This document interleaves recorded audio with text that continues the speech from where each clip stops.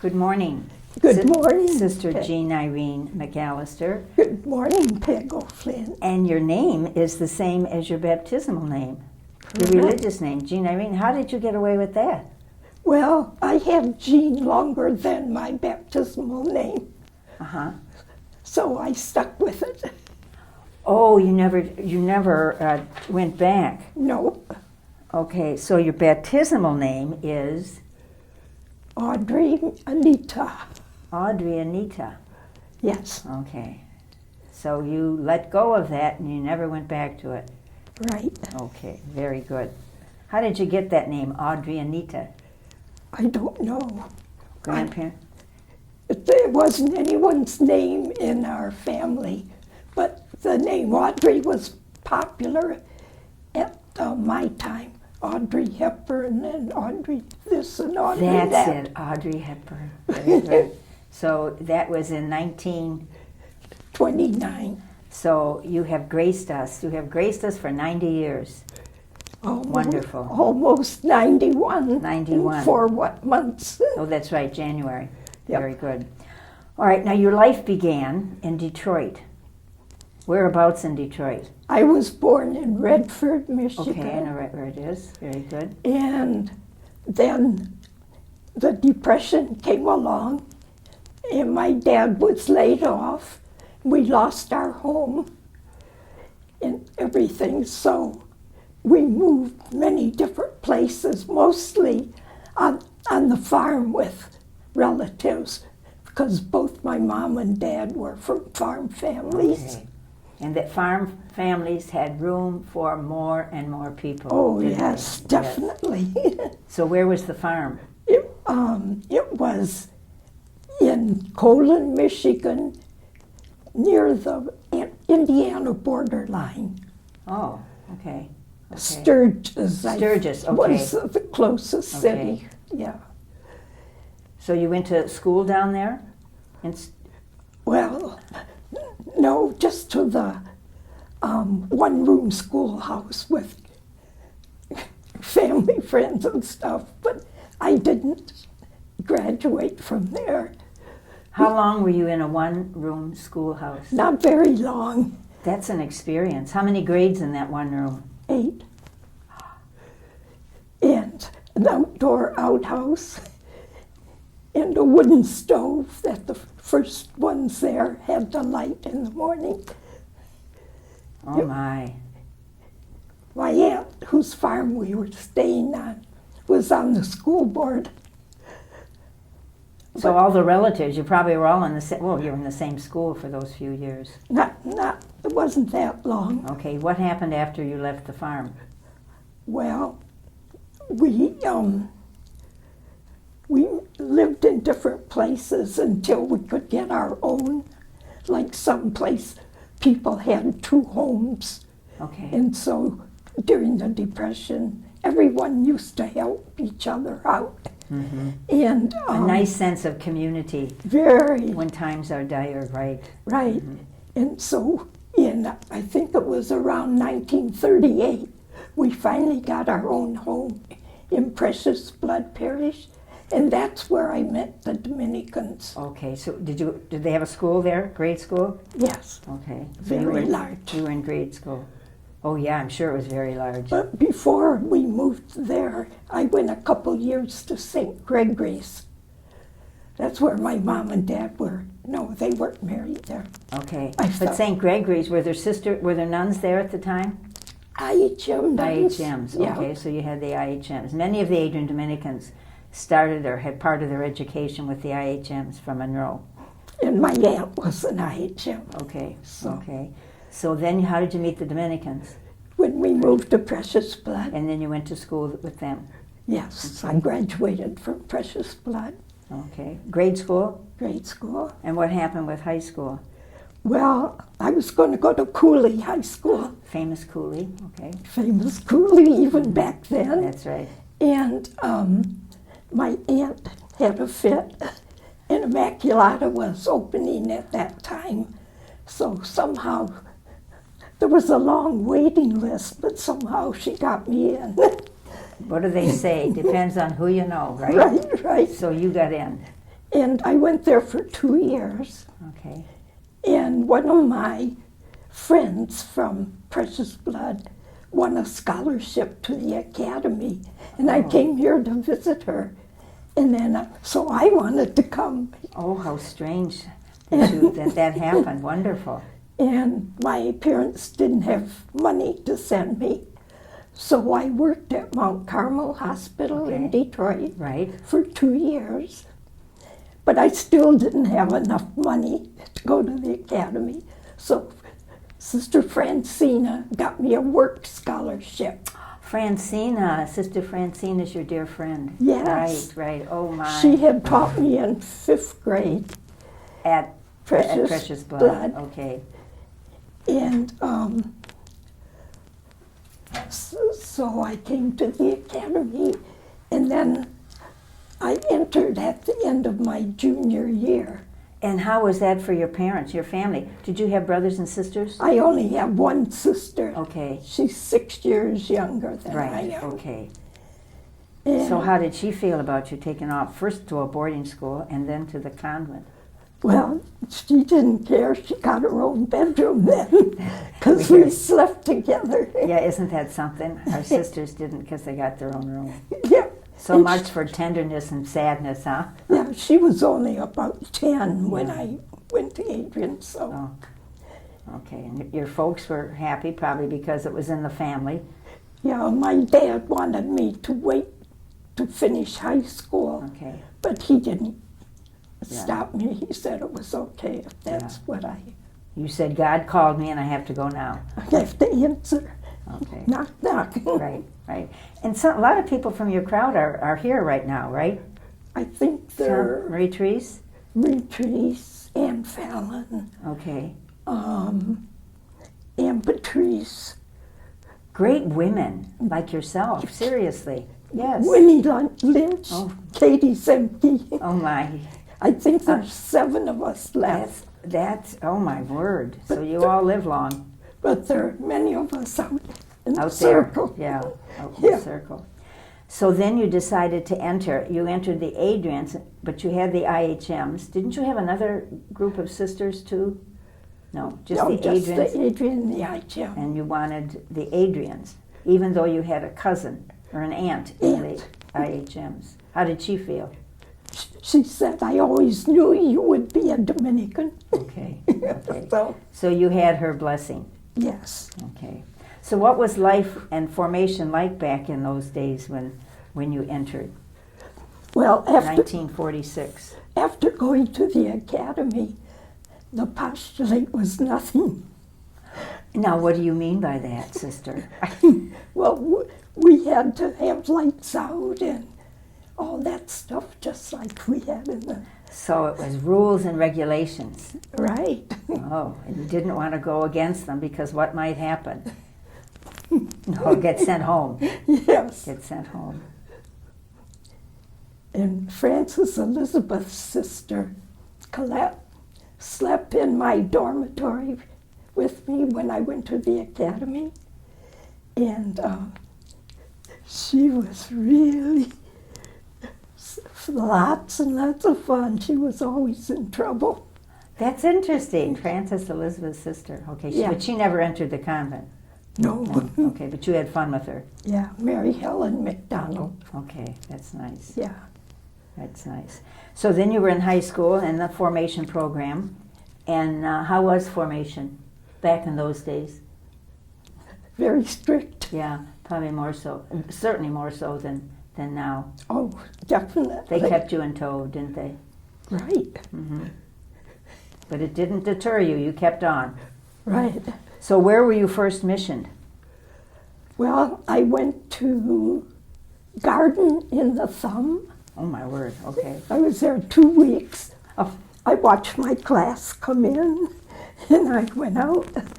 Mother Gerald came for visitation, and this priest in Chicago was celebrating his jubilee, and he wanted another nun, so he asked Mother Gerald for a jubilee present, a nun.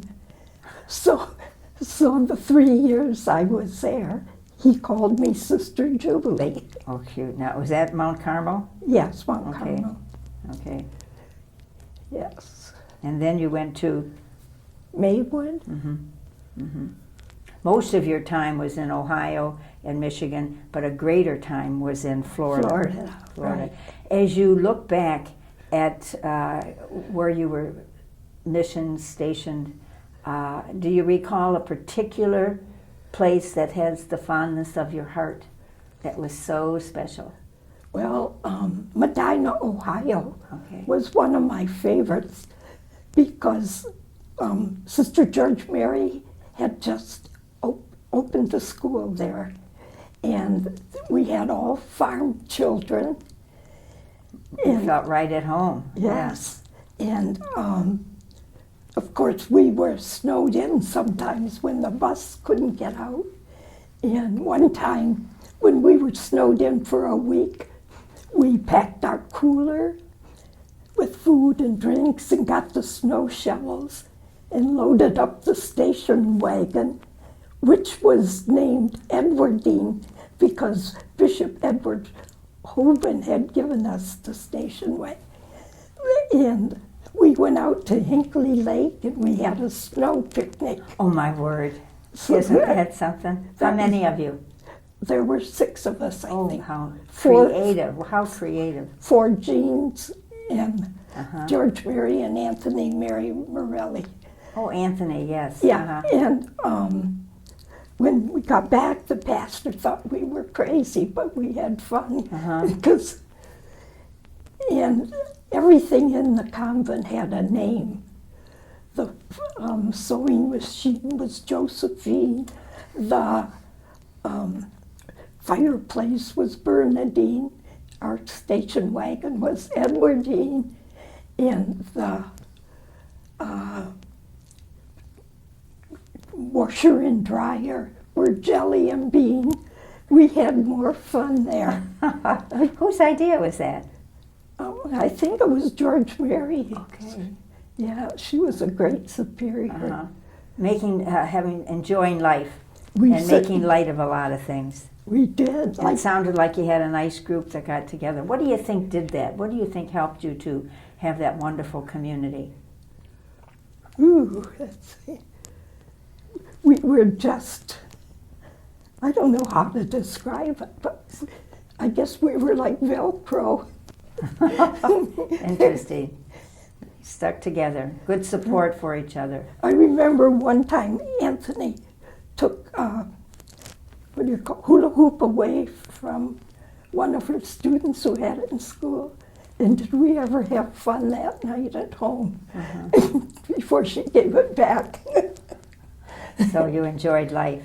So now what about your teaching? Did you enjoy teaching, and what grades did you teach? I taught mostly primary, Okay, mostly first grade. okay. Tell me, how did you get to Florida?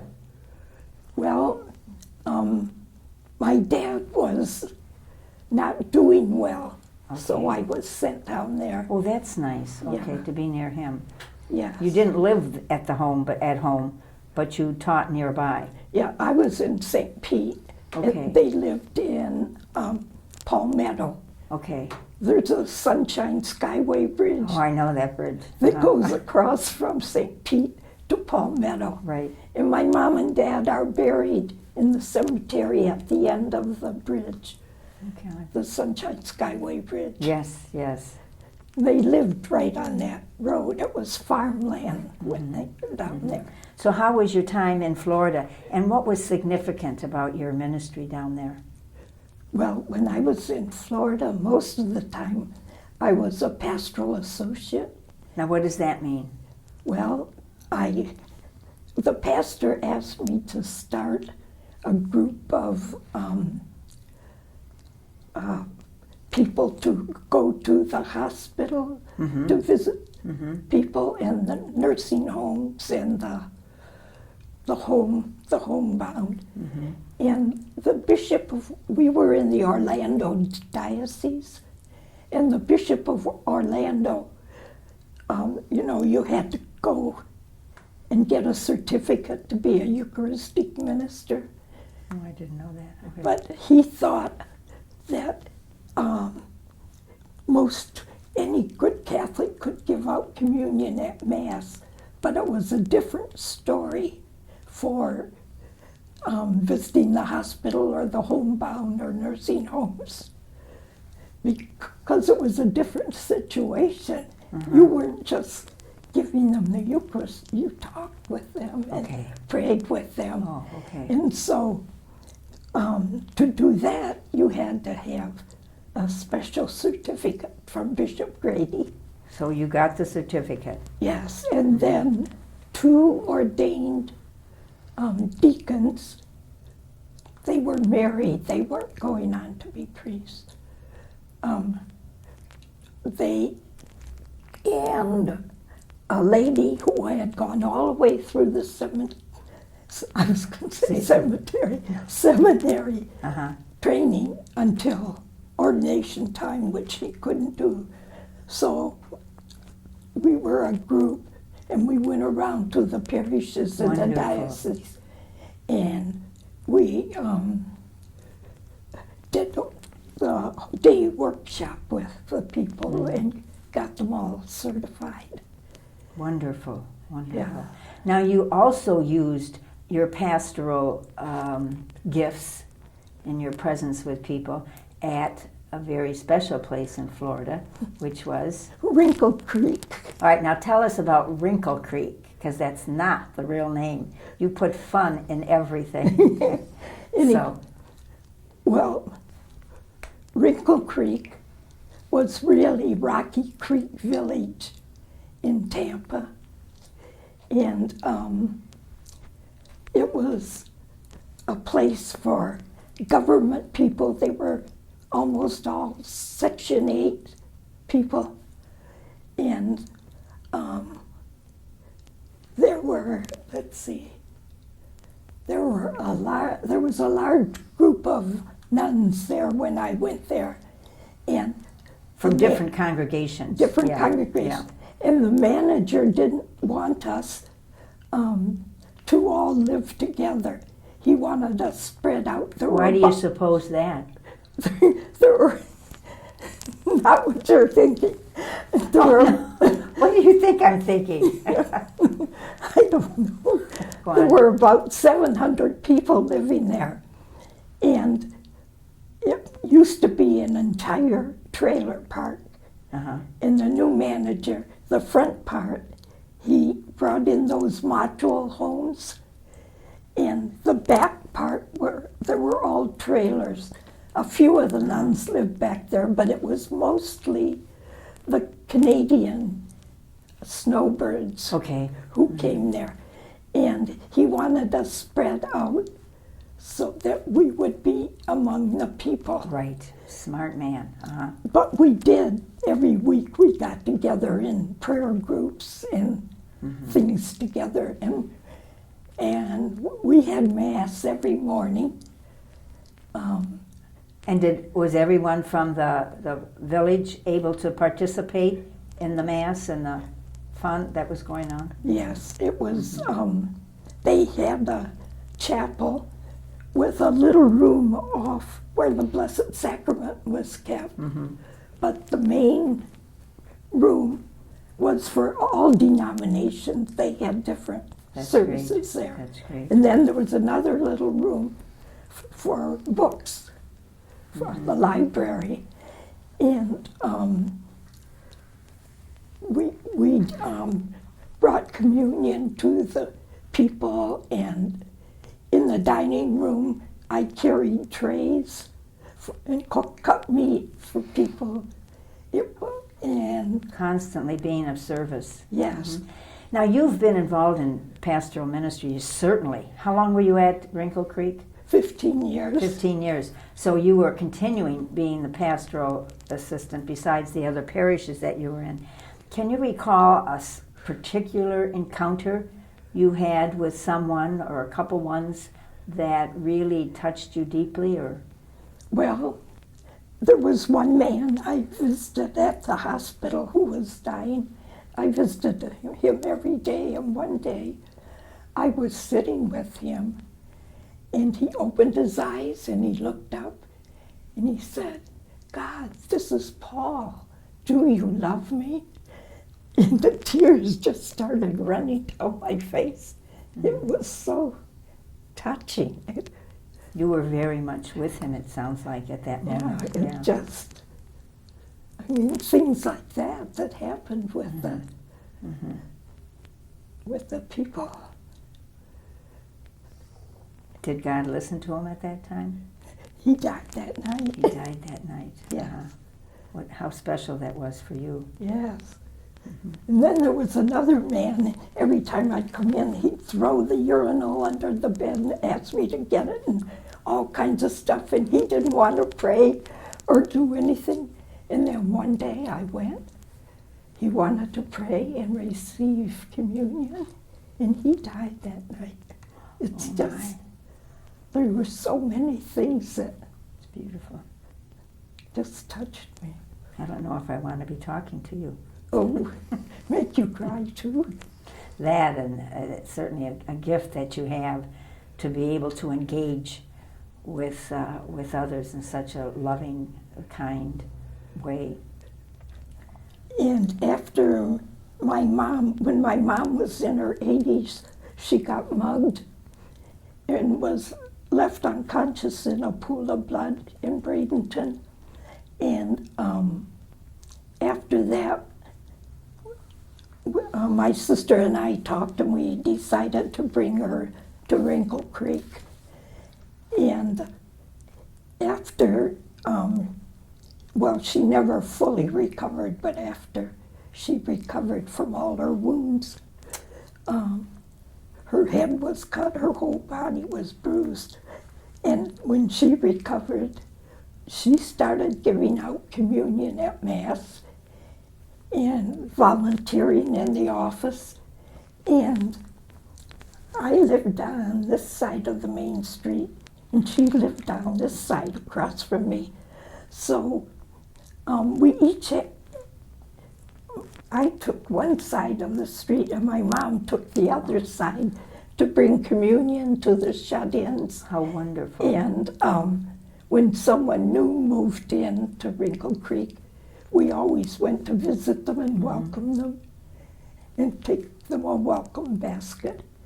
And I had two doors from me lived an African-American man. The people there had nothing. They were all at the bottom, the marginated, I guess we call them now. Yes, yes. And he found a homeless man on the street, and he brought him to his own apartment and put him on the bed, his couch, and took care of that man till he died. I mean, it was a very holy place, yeah. I would say so. And I think the sisters that were there, and then how your goodness spread to the others that were there, it really was a very special place. Very special, yeah. Now, how did you leave there? That had to be very difficult for you to leave there. Well, after my mom died, and I took care of all her business, and, you know, it takes a while. At the end of a year after she died, Jean Harlan, who had been in Wrinkle Creek, was here in Adrian. And every day she was calling me, come to Adrian, come to Adrian. So I finally came after the year after my mom died. All right, so you came here to Adrian in 2003? Yes. Okay. Been here a long time. Right. How was the transition when you came? Coming from Florida, where you just dearly loved what you were about, and then you come here, and you hadn't been up here for a while. It was hard, very hard. But I knew all the secret places and everything in Adrian because I had gone to the academy. Wait a minute now, we got to stop on this one. What do you mean by all the secret places? Well, like when the tunnels were open. Okay, And there were little closets off some of them. And what would you do? This is when you were at the boarding school. So what did you girls do in those secret places? Well, they were good places to hide. If you And what were in you trouble. hiding from? It could be anything. You seem to me like you got in trouble. Did you ever get in trouble in No. your lifetime? I was very quiet Uh-huh, until I went to Wrinkle Creek because my mom even said I changed when I went to Wrinkle Creek. Changed for? I came out. Okay. I was Good. always very quiet. In fact, at the academy, Sister Ellen Vincent wouldn't let me be on duty. Yeah. Like someone Yeah. was always in the halls, making sure you didn't talk or do what you weren't supposed to. And she wouldn't let me do it. She said I wouldn't have enough to stop someone in. God. Anyway, tell me this. Since you've been here since 2003, I'm sure you've been involved in many ministries here, because there's lots to be involved in. My first 8 years here, well, I worked when they used to serve refreshments at the wake, after the wakes. Okay. I did that. In fact, the first night I arrived here, someone didn't show up, and the people I lived with in Regina were on duty that night, so before my stuff was unpacked, You had to get to work. and then I had the library on wheels. I Got it, yes. I took the cart around, and the library came every month and they brought 30 books they picked out that they thought the nuns would like. And they also brought those talking books or anything that some of the nuns wanted, or like Rosemary Ferguson always wanted special books, and I asked for those. Oh, good, good, good. And so I did that. And then their funds were cut. The library. Yes, and they couldn't come This was anymore. the public library that came. Oh, I see. Okay. They couldn't come Got it. anymore. So there's lots to get involved in here. Right. So what are you doing with your life right now? What gives you passion and energy to get up every day? Well, I have to take my medicine. Very good, and then you get re-energized. And I usually go to PT at 8. And But there's there's a lot you because who grew up in such an environment of fun and had community life with lots of fun, I'm sure you are the instigator of some fun times. No? well, when I was in Wrinkle Creek, I had never danced in my life, and here I was, an old lady, and I never danced, and so I joined the line dancing group, and we went to parish festivals and nursing homes and different places and entertained all the time. And I also joined the kitchen band, and we also went around. But what about here?